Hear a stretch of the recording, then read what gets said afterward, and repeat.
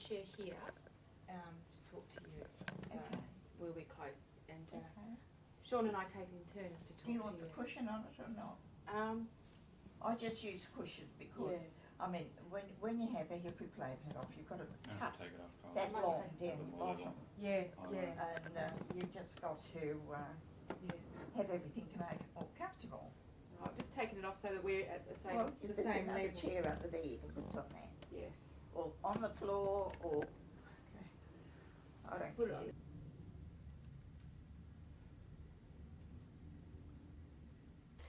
Nita, if you could give us a summary of your life, a brief summary of your life from where you were born to the present day. Well, I was born in Parramatta in 1924. In Ed Street, actually, is where Grace Brothers car park is. So the house is gone. And yes, I went to school in Parramatta when I was 5, the local public school. Then to Parramatta High School after that, which was a selective school, but there weren't very many high schools in those days. And you had to be pretty brainy to get there, but I was lucky enough to do it. Left school when I was 14, would you believe? My parents didn't believe in too much education for girls. So I was whipped out of school there and went to work when I was 15. So I just worked in the city until when I was nearly 19, I was called up by the government for working in a munitions factory at St Mary's, which was a horrible blow. Anyway, that was 2.5 years of that, which was pretty yuck. And then after that, back to Anthony Horton's where I worked. They started a drama group, so I joined that, loved acting, did that for about 10 years, partly at David Jones and then moved up to Parramatta. Then in 1953, I got married and had 3 children, boom, boom, boom, one every year. And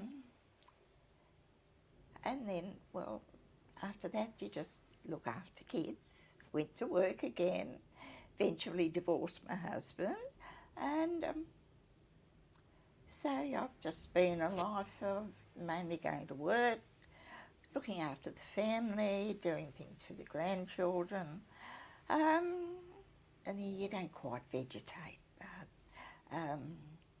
you live a much quieter life. Once you retire, I worked for the public service for the last 10 years of my life. So fortunately, I got some superannuation. Wasn't enough to buy a unit, but it was enough for me to travel. So I've been overseas about 9 times. Well, now with this illness, it stopped me doing that. And so this is my little home now. I get downstairs and that's it. So that's just a brief. That's fantastic. Is that okay? Yeah, no, it's perfect. I just when you had your children, you said you went back to work. Whereabouts did you go back to work then? Well, I went to work firstly at Wynn's in Maroubra. It was dull, horribly dull, and I was only there for about 6 months actually. The reason I left was that I got a severe arthritis in my arm. And I was off for about 6 weeks, and they didn't think I was coming back again. So they very kindly said, "Oh, sorry, you don't work here anymore." So I thought, well, I mean, you're not allowed to do that nowadays. But then I was home for another year or so, and then there was a separation from my husband. I went to work at David Jones in the city. So I worked at David Jones from when?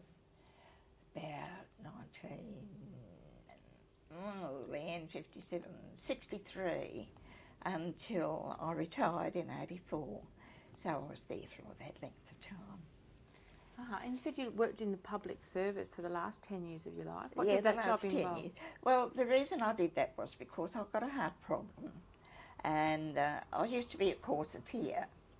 You figures beautifully, And I used to be fitting someone and suddenly start to slide down the wall and they shove a chair under my bottom, you know. And they said, well, you'll have to get out of this or you'll kill yourself. So I had been told that the public service was a home away from home kind of thing. So I went and applied for a job and got one immediately.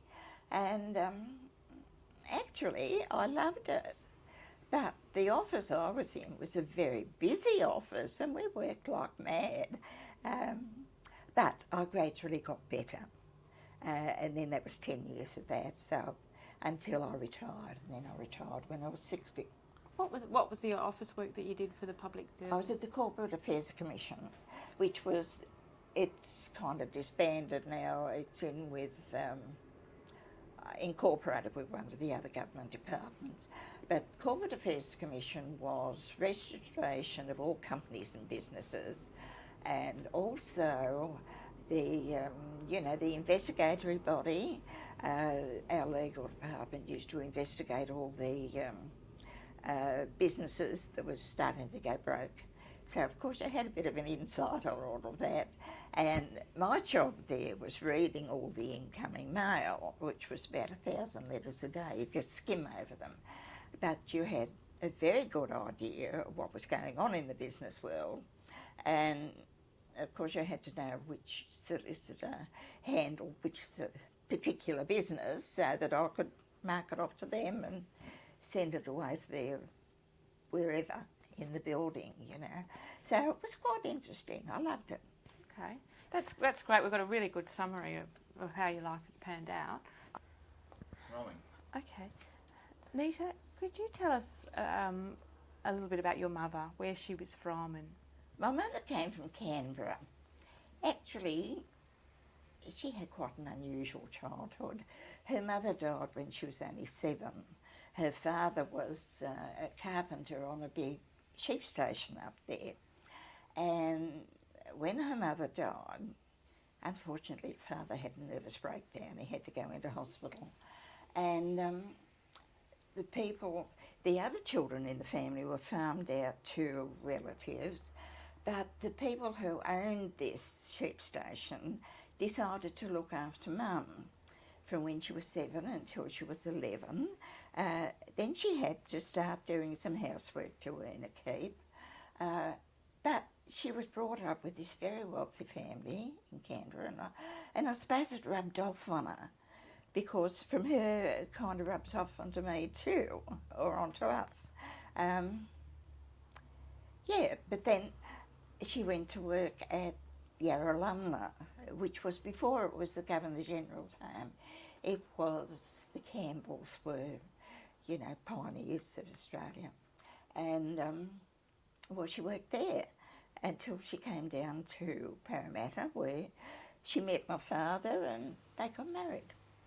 So that's her early life. I think my grandparents came out here in a very, very early stage of our settlement. One cousin reminded the family history and he reckoned they came out with the first fleet. We've been here for a long, long time. Real true Aussies from way back. And what kind of woman was your mother? How would you describe the kind of woman she was? Not a very outgoing person. She would do anything for you, but she wasn't demonstrative in any way. She wasn't the kind to give you a kiss and a cuddle or anything like that. Even though, when you were going to school or to work, she'd come out to the front veranda to wave you off. But she was a very reserved type of person. She was tall and slim. I would say this was because she didn't have a mother image to give her an idea of kind of mother love as she was growing up. Because if you haven't got a mother from when you're 7 and you're brought up by someone else, it would be very different to being brought up by your mother. Yeah. But yes, very quiet, very reserved, tall and slim. And you said that her childhood growing up on quite with a wealthy family sort of rubbed off on you children. What did you mean by Well, I that? think it does. I mean, my accent used to be quite different from a lot of other people's. When I went to work at Anthony Horton's, it was just the beginning of the war, and people used to say to me, "How long have you been out here, dear?" And I say, "Yeah, I've always been here." "Oh, I thought you'd just come out from England." So it was just, a little bit of an accent. And I think when I was working in the munitions factory, they wouldn't let me do any cleaning or anything like that. They'd carry things for me. They used to treat me like a lady.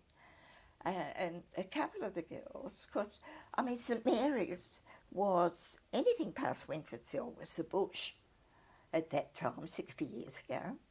And the other girls who worked there had either been in service or worked in factories or what have you.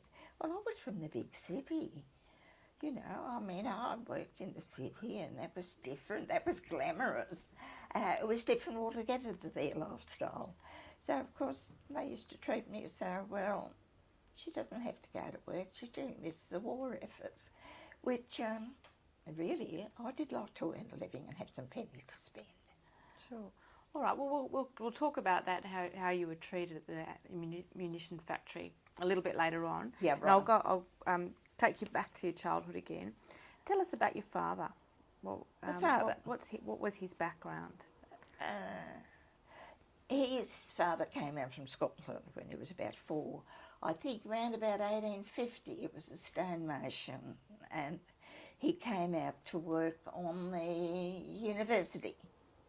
So he worked on that. Well, I mean, they had 12, 13 children or something. Dad was the second last of those. They never had much money. They were always, I believe, until I was born, my sister said they were terribly poor. He worked for the railways as a truck driver, and well, I suppose he was lucky during the Depression. He was worked 2 weeks out of 3, so we were never kind of destitute on the dole or anything, but that 2-week salary, which was very, very low, had to last for 3 weeks. So, of course, my mother was one of these people who could live on a shoestring. She was very economical, and so we survived. Yeah, but he was not very tall, stocky, very dark Celtic Scot look. Looked a bit arrogant, actually. He had this kind of, looked to him, a bit of arrogant on his face. Yeah, I used to get along well with him. Did you? How would you describe him as a person? As a person? Well, when I was growing up, he was always going to work when I got up in the morning, and by the time I went to bed at night, he'd come home from work. So I didn't see him an awful lot, only weekends when I was a little girl. And then when I was growing up, well, the same thing. He used to be at work when I got up in the morning, and I used to go out every night or at rehearsals or dancing or what have you. So I didn't see him at night time either. So sometimes we go for a week and we wouldn't even see one another, even though we lived in the one house. But, yeah, we used to get on pretty well. Was he a disciplinarian, or was he a disciplinarian? Was he very strict with your children? Oh, my mother was more strict. I mean, I can only remember ever being smacked once. I probably got smacked more often than that, but that was, my mother used to make my clothes for me, and she always had circular skirts on them. And when she wanted to do the hem, of course, I had to spin around like little girls do. Little girls always have to dance. And so I got a smack because I wouldn't keep still. But I don't remember being physically chastised after that. I know he used to be terribly hard on my brothers, particularly my younger brother. He was 6 years older than I am, but he was always in trouble. But for me, no, I was a baby. I was a baby, and the babies often treated differently, even by their brothers and sisters. I don't know if you're a baby, but until I retired. I was still the little one that got patted on the head and say, no, we'll do that. You don't have to do that, we'll do that. Did you like that? Did you like being treated like the baby when you were Not a child? really. I think here I'm very independent. I've brought up 3 kids by myself. I've gone to work for donkey's years, and I've made decisions and I've done everything for myself. And yet when my mother died, you know, they had to organise everything. And I said, is there anything I can do? Well, naturally, I was working, the others had retired.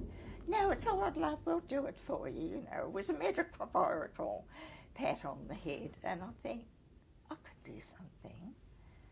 But no, it didn't work like that. No, she was little sister, she doesn't have to do that. Tell us about your brothers and sisters. My brothers, Or you only brothers you have? one, my older brother is 12 years older than I am. I believe when I was born he went out the backyard and cried and said, not another baby to look after. And my sister was 7 years older. And of course, being that much older, we had nothing in common. Her friends were a different kind of era to what my friends were. And I think we were grown up before, well grown up, before we got close at all. My younger brother than I, he was 6 years older. Yes, we were very close. During the war, when he was home on leave, he used to take me dancing or take me to the theatre or something like that. Yes, we were quite close. But they all have gone to God now. My older brother was 68 when he left us. My other brother was 65 and my sister was 80 when she left us. So, of course, there's only me left now. All right. Can you talk about your earlier memories of growing up in Parramatta, what that was like? Well, we're just going to school, really. Very holy, you know. I went to church in the mornings, and from when I was about 14, 15, I taught Sunday school in the afternoon. Then I went to church at night and used to sing in the choir. Then when I was 21, I gave all that away. What faith were you? What you were? Presbyterian? Yeah. Yeah, so I'm afraid I'm very unholy now. I never go to church. And I was still married in the Presbyterian church in Parramatta. Yeah, but it was just a very quiet life growing up. Well, I was only 15 when the war started. Before the war, well, we knew what was going on with Hitler and everything because, you know, you read the paper. Yes, and at 15 the war started, but I mean, when you're at school, you don't take an awful lot of notice of things that are going on around you. What were your favourite subjects? Oh, French, history, Latin, English, and not science or maths. I'm not mathematically minded. I mean, I could add up very quickly, but put some algebra, throw an X and a Y at me and I go, and add up for me. Yes, but the languages and, you know, the arty things. I learned to play the piano. When I was little, I'd want to learn dancing. Ballet dancing? And I couldn't, because it was during the Depression. This was when I was about 5, 6, and I could have had free lessons from one of the dancing teachers in Parramatta. Apparently I had a talent and I was little and the right kind of feet and the right kind of body. I used to go with a friend of mine down to her classes, and of course I'd copy what the kids did. And she wanted me to teach me for nothing. But my mother said, no, I couldn't afford the costumes for the concerts. It wouldn't be fair, which I suppose was fair. But anyway, when I was 11, things had improved a bit. The Depression was about over. We had a bit more money. And she bought a piano for me, and I learnt piano until I was about 16. All classical. I didn't do modern stuff, but I did all classical. And even if I say it, I was a pretty good pianist. Loved it. Did you take up dancing? Oh, well, when I was growing up, I never actually learnt dancing, but during the war we used to run 3 dances a week in Parramatta for the servicemen. Uh, Surrounding Parramatta, it was full of, they called them bridging camps, where the servicemen were stationed for 6 weeks before they went overseas. There was Air Force and Army ones. They were only there for 6 weeks, so we had these dances for them 3 times a week. And the MC for these dances was a dancing teacher, and he always used to dance with me. And if any new dancers came out, he used to take me backstage, show me the steps, and we would show everyone what it was. So this talent for dancing stayed with me. We did that. And then with those dances too, there was a little Austrian fellow who was living out here. He was in the army. These dances used to start with an old-time waltz, and he wouldn't do it unless I was there. And he told me he was the European champion. So that was a wonderful, we was whiz around the floor, you know. It was wonderful. I don't think I've ever waltzed like that with anyone else. Fantastic. So really, with dancing, I suppose, without going to classes, I have had professional training for it. Yeah. Do you, back to your childhood, do you remember life being at all difficult during the Depression years? Do you remember going without? Oh, when you're a small child, I was only 5 when I started. And a small child, so long as they're fed, they've got some clothes to wear, they've got somewhere to live, they've got their parents there, they wouldn't have a clue what the Depression was. And of course, we were 29 to 33 was the worst years of the Depression. Well, I was still only 9 when it finished, and you still don't take them. You don't absorb anything like that. You just, really don't understand these things when you're a small child. And, we were all fed with very plain food. I could go to the pictures on Saturday, not every week, but we used to go to the pictures with my brothers. Of course, that then was 6pence to get in the pictures and a penny to spend. What would you watch at the pictures? Oh, I think Saturday matinee there were a lot of cowboy pictures, and I do vaguely remember one with Harold Lloyd in it. He was an old comedian with glasses. And what I can remember of that, he was climbing up the outside wall of a building. There was a big clock, and he was getting away from some Chinese, and I was terrified. And I have never forgotten that. I must have been only about 6 when I saw it, but I've never forgotten it, I've never been averse to Chinese or anything like that, but here he was climbing up the wall and hanging onto the hands of the clock. I'll never forget that. One of those powerful memories as a child. Yeah, it was one of those things that was probably meant to be funny, but I was terrified.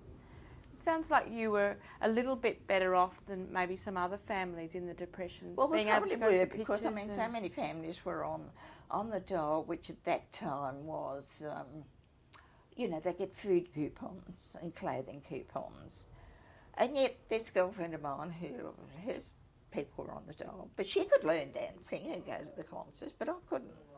So, you can imagine salaries were so terribly, terribly small, and then if you had to make 2 weeks last 3 weeks, there wasn't very much spare money. But as I said, my mother was very frugal.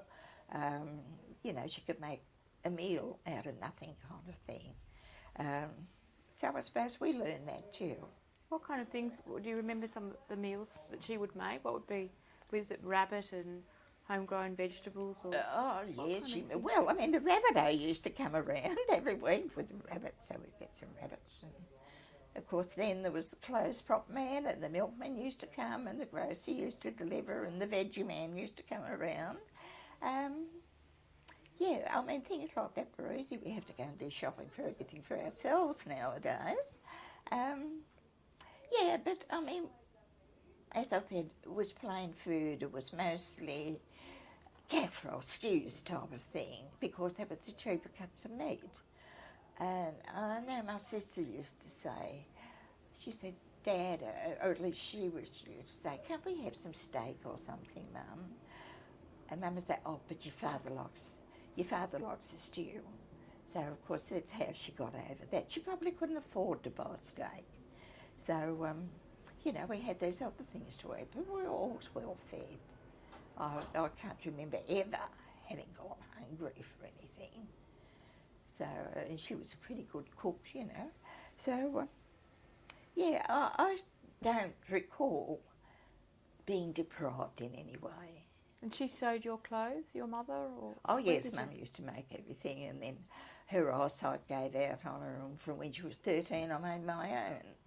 And I'd always made my own, and just until a couple of years ago when this thing happened to me, and I've just stopped doing it because I can't cut things out. Or so for all those years I always made my own. So, and I even made my children's clothes. I made my little boy's pants until we got to doing flies, because I hated doing flies. So I mean, you learn, I suppose, from her all these economical things that one can do, which stood me in very good stead for some years. What else did she teach you? So apart from sewing, what else did she pass on to you? Did she teach you how to cook? I couldn't say anything, actually. It was just a general, very quiet upbringing that I had. I was a bit different to the others because, as I said, I love classical music. I used to sing. I learnt for a little while. I used to sing in the church choir, and then I got into this drama thing and, all this kind of thing. My father used to think I was a bit too, But anyway. Would you say that you were probably the favourite? I don't know. It was just that I was the little one anyway. I was always treated as the little one. As the princess? Yeah. No, I suppose so. Yeah. But, neither of them were... A lot of people weren't terribly demonstrative in those days. They seemed to have loosened up a lot over the years. Even though I would say my older daughter isn't demonstrative. She's probably got that from Mum. It's been passed down from there. My younger one, she's one of these cuddly, very, very much so. So, personalities are different right through a family. With parents, with children, with everyone. We all have different interests. We do different things. I absolutely loathed sport. I hated it. When I was at school, I played basketball. I hated it. Of course, I was little, they put me into centre and everyone would dive on me. And then I had to have my appendix out when I was 12. And in those days, you weren't allowed to play sport for 12 months afterwards. And I thought, oh, wonderful, I don't have to play sport, I don't have to play that anymore. So, sport just wasn't for me. I just wasn't a sporty type. So, tell us about you said you sang in the church choir from quite a young age. Tell us about that. What? I used to do all the solos in the church choir, all the soprano solos. And I suppose, yes, she used to get a little bit of kudos for that, My sister told me she used to sit up the back in the church and she'd hold a breath for when I had a high note to hit, if I was going to. But I always hit it anyway. I didn't know for a long, long time that she used to do that. She was very nervous, apparently, that I'd be able to get through it, but it was no problem. Did you make lots of friends because of the church? I've always had rather a small group of friends. I've never gone in, just had a few who are real friends to me. I've never had a great big circle of friends. Now, my sister was different from that. when she died, I think nearly the whole church was at a funeral. All the people from the club were there. There must have been 150 of them. There must have been that number at both my brother's funeral. When I go to God, there'll probably be about 6 people because everyone's died off anyway. So it'll just be my kids and the family and just a couple of friends that I have. So it's always been a few who are fairly close, but not a whole lot of acquaintances. Yeah. What about you said the drama classes? How old were you when you started your drama classes? I was 21. It was just right after the war. Oh, okay. When That I was started later that. on then. Yes, it was right after the war. They started the group at Anthony Horton's, and one of the women said, "Why don't you do it? You'd be good." So after a lot of persuasion, I went up, and yes, right, I joined it. All right. And for 10 years, I worked with them, and then the Parramatta Drama Group. I was always the ingenue because I always looked very young for my age. So until I was 29 years, I was still the ingenue, or always played the lead, or did something like that. I'll take you back to your because we can talk about your experience in drama after the war a bit later. So I just want to ask you a question about your mum and dad's relationship. Did they have a good relationship? Were they happy together? Do you think? Well, I was never conscious of them arguing, but after they had both died, my older brother said, "Oh well, I suppose they're up there having a fight," but I was never conscious of it. They must have kept it well away from me. So, there must have been a bit of friction. What about? I wouldn't know. Probably because Mum was horse broke. But, Dad couldn't help that. There was only so much money he could earn. And, he always handed over his pay packet every week. And always brought home some toffee, peanut toffee every Friday night from the markets. Because where he worked was where Darling Harbour is now. And that used to be the grottiest, dirtiest railway yard where all the wool was brought in. And Dad used to cart these great wool bales, have to pick them up with, I don't know if you've ever seen a wool hook, it was kind of shaped like that. Pick these up, sling them onto the truck. And it was very, very heavy work that he did. But not very well paid, as I said. But he would go to the markets afterwards. But I used to say if he ever saw Darling Harbour as it is now, he would be so, so surprised, so amazed at it. How did you spend your holidays? We only went away a couple of times on holidays. I remember going to Kilco once. A couple of times we went up to relatives up at Forbes, but other than that we didn't. We went to Woy Woy a couple of times, stayed there a few times, but mostly we didn't go anywhere because, as I said, money was too tight. Because those years of me growing up, money was tight. For the few years before I was 14, 15, my father worked in the railway, and of course they got a rail pass, and we did go 1 year to Adelaide and 1 year to Melbourne and 1 year to Brisbane, so I was taken round, but this was until such time as they would have to pay full fare for me. It was only half fare for kids, so I was lucky enough to be taken those places. Whether that's what whetted my interest in travel, because I have done an awful lot in Australia and overseas. So it could have started the urge. Do you remember what Melbourne and Brisbane were like when you went there? It must have made a bit of an impression. My biggest impression in Brisbane was we stayed in a 2-storey place. It'd probably be like around Surrey Hills, Darlinghurst area. And there was this enormous frangipani tree at the front, and I slept on the balcony. And I slept with the perfume of this gorgeous frangipani tree. Other than that, Brisbane, no, I wouldn't think about it. In Adelaide, the thing that has stayed in my mind the police there used to ride around on bicycles. And there was one day we saw a policeman there and he was stopped outside this beautiful, pristine white building. He lost the chain of his bike, put it back on the bike, hands down the white building. Lovely thing for a policeman to do. But that is just something from Adelaide that stuck in my mind. Of course, I've been back there since to all of these places, since when I'm an adult. But to a child, odd, quirky things kind of stay in my mind. I don't recall anything from Melbourne that would have stayed as an impression. But I mean, they are two very quirky things, particularly with that policeman. All right.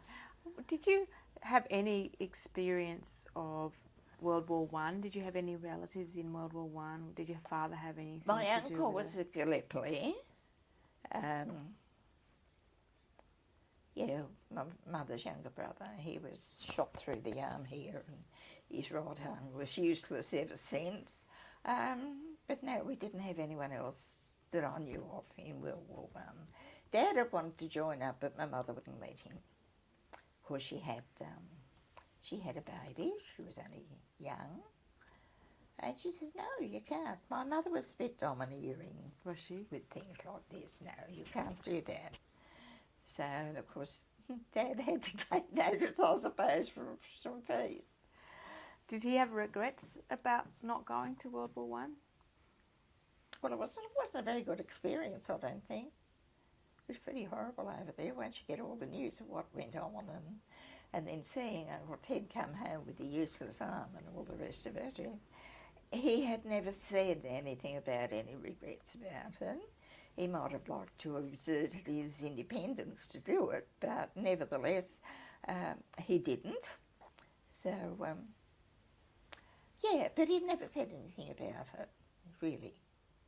It was my mother who'd said that he'd wanted to join up, and she said, "No, you're not going to." Did you as a child or at school hear about the war? Were you taught anything about what had yes, happened? We learned about World War One, and then, of course, as I said before, we knew all about Hitler and Chamberlain. And What did they tell you?